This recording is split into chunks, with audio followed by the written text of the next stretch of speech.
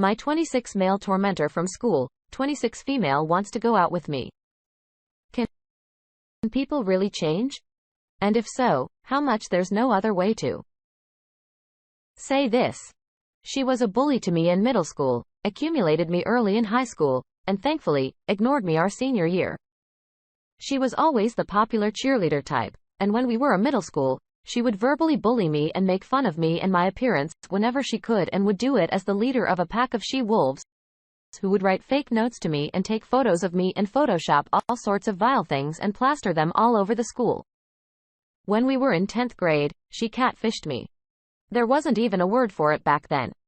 And eventually, got myself and another guy to meet one another after school, both of us thinking that there was a cute new girl in school who liked us. Needless to say, both of us were the butt of jokes for the rest of the school year. Finally, by the middle of our junior and senior years, she thankfully forgets I exist. Flash forward to the present. I'm parking my car and getting ready to go into Wendy's for lunch when I hear my name being spoken by a person directly behind me.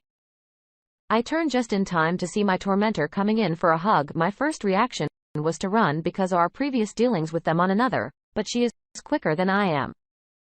She stands there chatting in line with me, like we were the best of friends, and reminiscing about grand old times that never existed for me. She and I lived two very different high school experiences. I assure you. She, the popular girl, and I had the social outcast, not even cool enough to be accepted by the nerds and hipsters. So I get my food. I was planning on eating there, but since it was apparent that her and the woman she was with were eating there, I got mine to go. I wished her well and tried to bolt out the door, all the while losing whatever appetite I had. But before I left, she asked me for my number, and like an idiot, I gave it to her. Next day, I get a call from my sister. By the way, while I love my sister, she also lived a very different life than I did in high school. In fact, I think my tormentor idolized her. She was a grade ahead of us. My sister says she got a call from Lady Voldemort wanting to know all about me.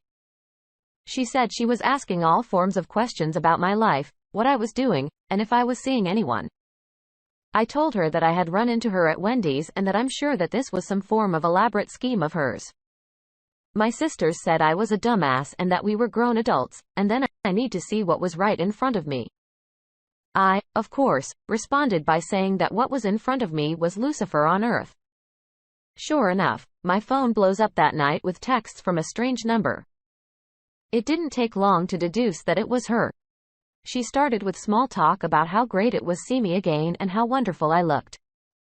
Then she goes into asking me why I never asked her out in high school. I nearly flushed my phone in a toilet from that one. Now mind you, she is saying all of this on text without me replying at all. Finally, I respond back with "It was nice seeing you too." Within a minute of hitting send, my phone is ringing. I guess she decided that my response was good enough to give me a ring. She asked me out for a date this Friday night. Here's my dilemma. From an outsider's perspective, she is gorgeous. I mean, a solid 8, maybe 9 on a 10 scale. However, whenever I hear her speak or think about her, I can't see her physical attributes. I see visions of hell on earth with her riding in some fiery chariot being drawn by black horses that snork smoke and fire. I realize that I am being overly dramatic, and in my real life, I am long past being socially awkward. I stare down drunks and assholes every day in my job. Did I mention that I was a police officer, and when I was at Wendy's, I was on the job? And, generally, I'm not afraid. She, on the other hand, makes me want to crawl under my bed and not come out. Is it possible for her to change? What the hell do I do with all these repressed emotions that I obviously have pent up from years ago? She either is oblivious to what she did to me or does remember and is trying to. Since I told her I would grow with her, I have gotten several texts about looking forward to Friday. My heart races every single time I get a text from her, but not from the romantic butterfly in my stomach kind of way. What does the group here think? Has anyone else ever had a mortal enemy become a date? Update 1. It would not be fair to either of us for me to go into Friday night with her and ambush her with problems from my past. So I gave her a call this afternoon and invited her to a late lunch tomorrow when she gets off work, which she was thrilled to do. I plan on talking with her then about things, and we will see what happens from there about Friday night. I am either setting myself up to be the world's largest douchebag or I'm going to get burned again. Her acting all giddy every time I talk with her does make me feel like A for holding on to the past. I just plan on easing into the conversation. I'm going to be very specific about the catfishing thing. I know for a fact she was behind that one, and that is the one that hurt the worst. I'll let you guys know what she says. Update 2.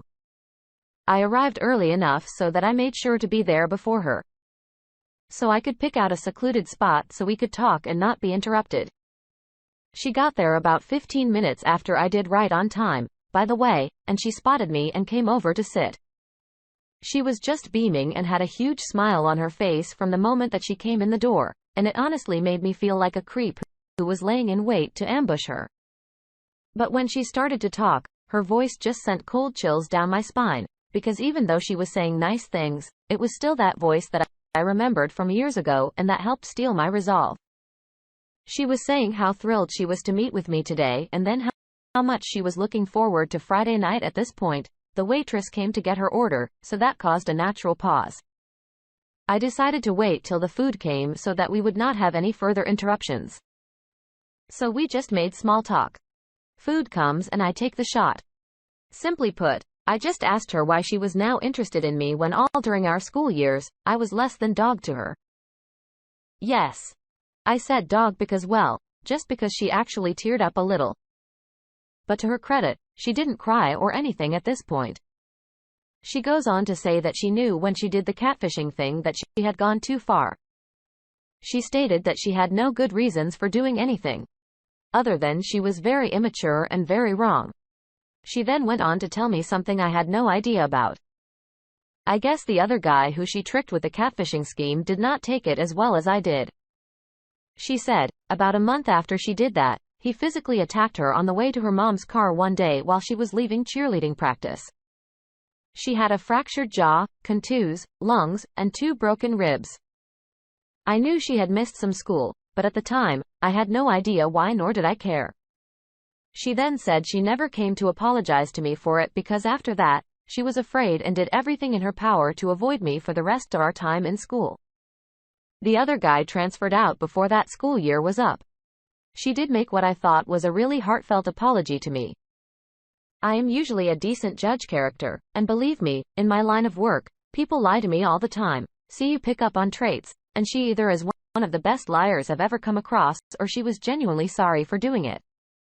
We then talked about middle school, and while she admitted some of the things that happened, she let me know that some of them were not her but girls who she was hanging out with at the time. Some had made sense. The other was really irrelevant anyway because it was a catfishing thing that hurt the worst. She never tried to bolt out of the cafe, nor did she ever not look me in the eye. After a few minutes of this, I decided that my honor had been satisfied and that I would change topics. We started out as lunch ended up with an entire afternoon and early evening together walking and talking. Man, has she ever had a rough time since high school? She was actually very down to earth, not at all like I imagined her being. Of course, my imagination of her before then was her speaking with a forked tongue while chanting scriptures from the Book of the Dead. The main takeaway I got about her from today is that she is genuinely interested in me.